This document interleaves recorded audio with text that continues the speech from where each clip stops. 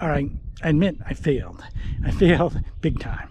And the way I failed is when I went to Yosemite National Park, which is just a madly beautiful area.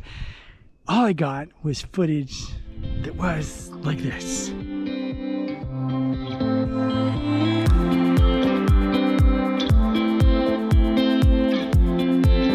And then of course I got some pictures which are really cool, like these.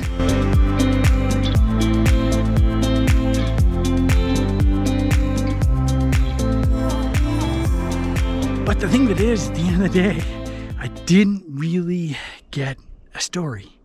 And one of the things that I've been doing for a while now on YouTube is just kind of a walk and talk.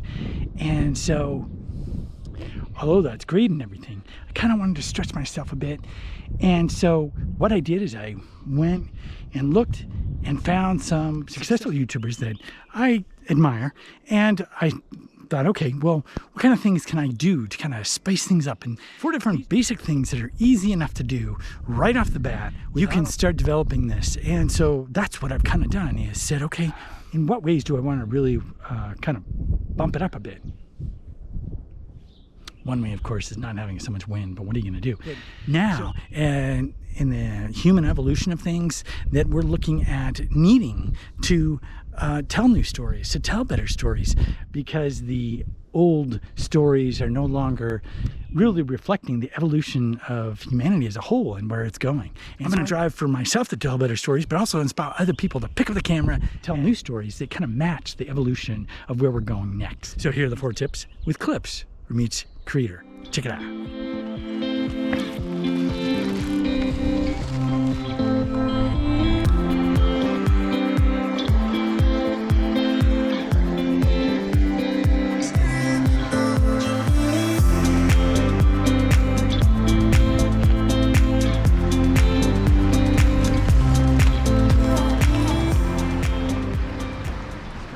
This first one is pretty easy, and it's one of my favorites because it's so simple and it's so logical and it makes just obvious sense, but it's shot versus seen. Check this out. A man releasing an eagle, that's a shot. A man going hunting is a scene. Specific things need to happen to lead us up to this awesome moment. And then what would be a satisfying conclusion afterward? So what I'm starting to do then is figure out ways to do a before, middle, and after. And now before, I was traversing along hiking. The whole river trail is about 8 miles long. So this time, decided I'd just go for a bike ride instead.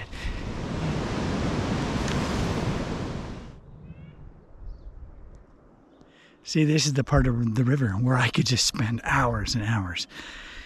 And that would be great for me. But as far as creating a video that's interesting, it wouldn't be so great for the viewers, obviously. So that's where the next part gets in, which is kind of like a story planning or story arc. And really, that whole thing can get complicated with storyboards and all that. But I think the crux of this is easier to kind of implement, for me anyway, when I just look at the core challenge. What core challenge is being faced in this video? And the thing of it is, when you look at all the different videos out there, you don't have to do any of this. Having these different parts gives you more variety, more ingredients for which to work with. It also stretches your skill a little bit. The thing you need to establish is the challenge. So what's your goal and what are you up against to be able to reach that goal? That's an easy way to think about it. So with my little hiking example, we wanted to get to the summit of this mountain, but we were up against time because the sun was going to set within an hour. So time is a great way to set a challenge. If you only have so much time to do something, that is a challenge. You only have this amount of time to finish something.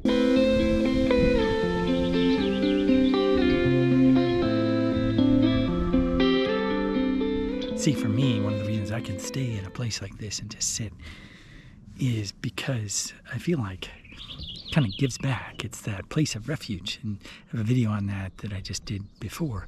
You find these places of refuge that really allow you to just kind of be at peace and kind of listen.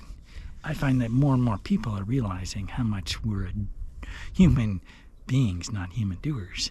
And so it's strange to do, but carving out time to just be, to not do anything but sit, listen, reflect, not have any music playing, not any social media, nothing. Just sitting by a river, let's say, or wherever you find, and just sitting there. Doesn't make a good story arc, though, which brings me to the next part, which is all about knowing what your title is before you start. Now, this one is really good. It seems like it wouldn't involve story, but it totally does, because when you start with the end in mind, it kind of brings all the other elements together. Check it out. Thinking of a title for your video will give you the idea of what your video is actually about, and it will help you to be able to create a structure around that. So you can think of your ending, which is maybe what your title is going to be, and then work back from there to figure out what the lead up is to actually get to that end point, which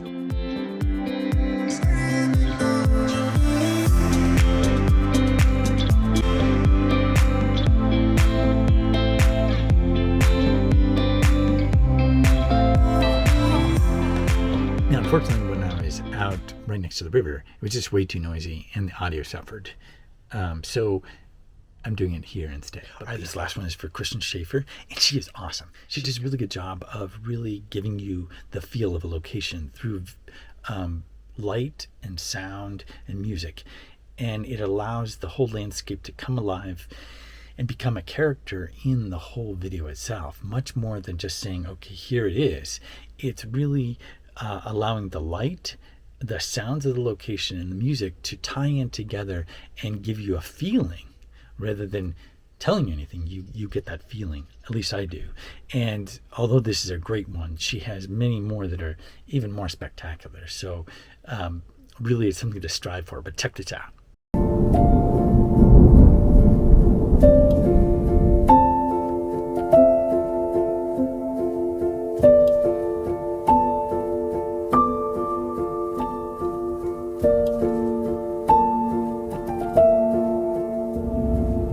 Okay, so they're really poetic and they're really nice. And the beats you can get. I mean, the beats are actually easy enough to do because you can see the waveform when you're editing. But I think finding the right light and visuals that give a feel of location, the emotional feel with the music and the right sounds at the right time. Timing is everything in what she does. It's just beautiful. And so it's something to strive for. And I've started to kind of try to see how to capture a location and give more feel of that location rather than just the flat, here it is, here's where I am, I'm next to a river, I'm hiking a mountain, and so on. It's something of a skill, obviously, but definitely something to strive for. So that's all these tips together. I mean, pretty cool and very inspirational. All these different creators obviously are kicking it. But I've been getting lazy and just using these two, Osmo Pocket 2 and the GoPro. And I think my footage has obviously suffered for it. But it's just so easy. It's so easy to just grab the Osmo Pocket 2 or grab the GoPro and just start walking and talking. But I really want to stretch myself a bit more. And so I'm going to bring back the M50 and really try to stretch the boundaries and really bring in some more storytelling, bring in some more footage of the areas I'm at, and really try to bump up a bit on this. And I'm hoping that in the process, you'll actually notice. Now, if you found this video helpful, there's a couple more here that you'll also want to watch. And be sure to give it a like if you did find it helpful. Thanks a lot for watching, and I'll see you next time.